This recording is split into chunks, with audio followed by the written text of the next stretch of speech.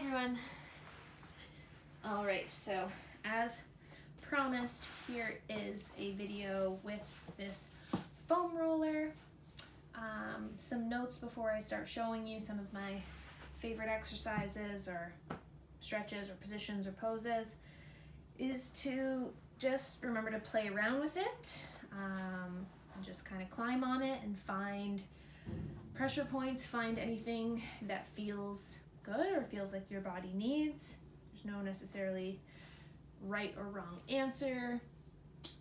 And yeah, it can also be used for strength work as well, and I'll give you a couple ideas of things that I might use it for some alignment and strength work, but this video is mostly about finding release points with it. So feel free to pause the video as you need and stay with these things longer, because typically I'm spending 1 to even 5 minutes in a particular position, depending on how tight or how out of whack my body is feeling. So just know that this will be kind of a condensed little sequence in terms of the time spent on each position or each release.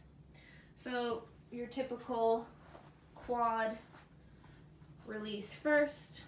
Also recommend having a soft surface underneath you.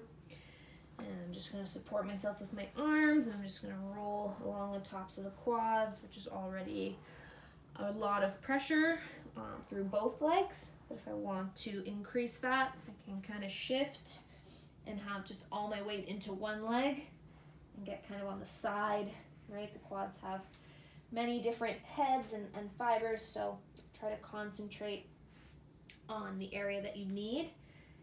Chances are, if it's painful, you need to spend a little bit more time there, and unfortunately it is quite painful. I can even just rest my other leg here and just kind of breathe through that. The IT band is a huge one and contributes to a lot of knee tweaks and knee pain a lot of the time, so people are reluctant to do it, obviously, because it's very painful.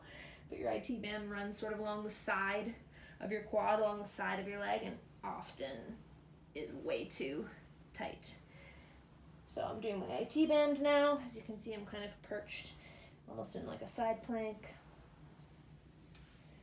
And I also love to roll back and take it right onto hip flexor, so as, now I find it tricky to get the best pressure in this position because the hip crease is kind of already there. So I kind of just have to wiggle around and find the best way to place my weight. Notice if I pick my feet up, this is going to add more pressure in that position. So just, play around with your angles, with your weight placement. So I'm getting right into my hip flexor there. Right kind of at the hip crease. From there I would go into glute med. And the way I would do this is I would sit. I'll go into a figure 4 on the side that I want to roll out. I would kind of angle myself. And again, just find the best angle for it and try to put myself right. Yes, if you lift the legs off the floor, you're going to get that much more weight going right down into the roller. Just find the spot. And it's not always about movement. Sometimes it's just about finding the particular pressure point and just being there for a second, and can also kind of roll sideways. That feels really good on the roller. Okay, so that's kind of the biggest place in the glutes I try to focus on. Tends to be really tight, the glute med. The next thing I'm going to show you is groin release. So I take it sideways. I take my knee parallel, come down to my elbows, and I go out this way. And try to get as close to the pubic bone as possible. Groin also tends to be extremely tight in most people, so spend a good amount of time here. Roll all the way into the edge of the knee, all the way out. The groin. Yeah. my new favorite is going long ways on the roller, coming right down to the end, balancing my sacrum, aligning it with my spine. Might need to take out my ponytail. Taking the palms of my bottoms of my feet together and doing this one because this is going to allow my knees to release out to the side, kind of a passive groin release, and then I kind of use my arms to balance. You can also even just like take your legs up to sort of a dead bug position and kind of just teeter side to side and just allow the leg bones to be really heavy. Let the feet come back down. We can roll along the attachments kind of right around the sacrum and the glutes. Feels really good. And then the other thing you can do lying back is have your pelvis dangle off the end of the foam roller like so, which is an excellent SI joint release. So my feet are flat. I feel like I'm in Lama's class, but it's all good. This is good for anyone, not just, perinatal. Really good low back release. So you can see the edge of the foam rollers kind of digging right into those low back muscles, and I can kind of tip forward and back, and I really feel like my sacrum and my sit bones and my pelvis are kind of just hanging off the end of the foam roller. And then I can tip back, wiggle around there a little bit. So that edge is a really good one to get into some not as meaty parts of the muscle that might be a little bit trickier to find, like the muscle belly or the pressure point right there. And then we can do the same idea at the top end. Let's see, find this angle. So I can let the top end of the roller kind of dig into my mid to upper back, let my head fall off, let my feet come around the sides of the roller, even take your feet up onto the roller here, just again further groin release. This definitely isn't the most comfortable place to hang out for a long time, but it's nice.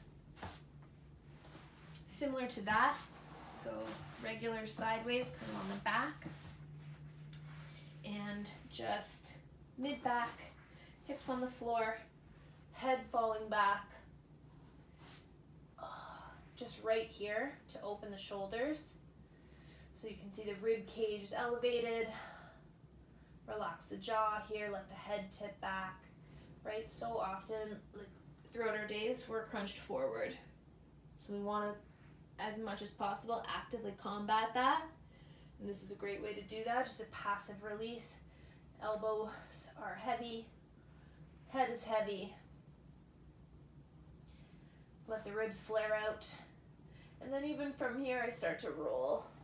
I start to just rolling pin along the tissue that runs alongside the spine. All the way up. You might get a little crack here and there.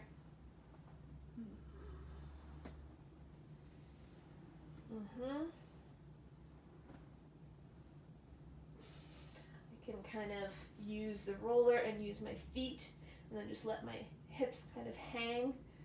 Do a little bit of a wiggle. Yeah. Let's do just a little bit of like posterior kind of strengthening ideas just while we're here. On your back, feet on the roller, pressing into the roller, just here, right? Rolling it in and out. Really good way to get the hamstrings working. You can even go out further. Come all the way in. Okay, we can use it just to elevate our hip bridge a little bit, really get those glutes firing. The next thing I would do, which is a little bit maybe atypical, hopefully you can kind of see me, is stand it up. Use it as like a little stretching post, or even as a bar. Right, we've been doing our bar workouts. Your foam roller can act as a kind of wonky bar because obviously it's going to move around. Obviously it's not going to be sturdy, but I actually like that because it activates more balance work, right? So you can fully just use your foam roller as a bar and notice how, yes, I can use it for balance, right? It's better than nothing. It's obviously not as sturdy as a table or a bar, but I like that. I like that it moves around. It forces me to use kind of smaller muscle groups. Some more strengthening ideas. We can come onto our belly. We can place it kind of just below the elbows, and we can use it for back strengthening work.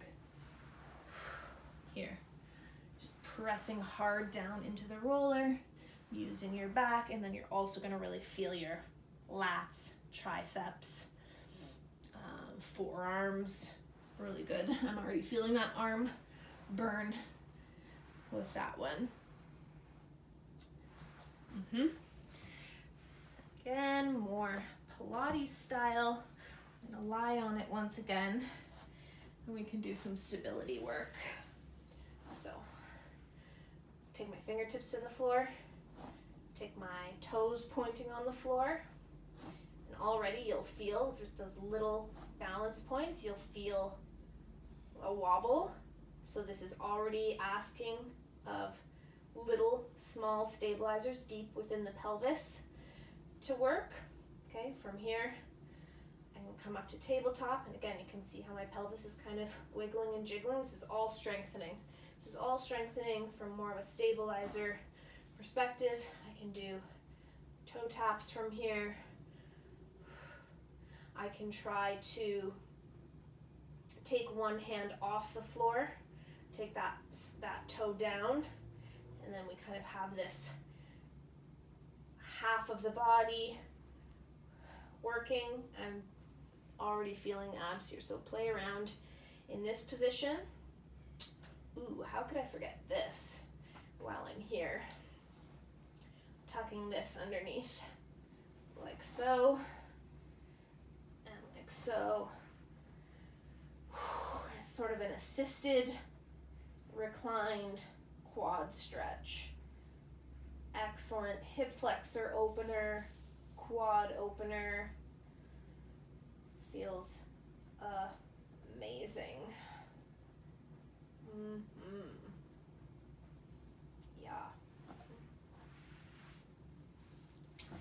Yeah, I think that is the gist of it. Those are my favorites. Oh my gosh, I hope I don't sneeze in this video right now. Yes, let me know if you have any questions or you don't feel any of those things. But yeah, just play around with it and remember to stick with things that are painful longer and just breathe through it. And yeah, hopefully that was helpful for you. Until next time.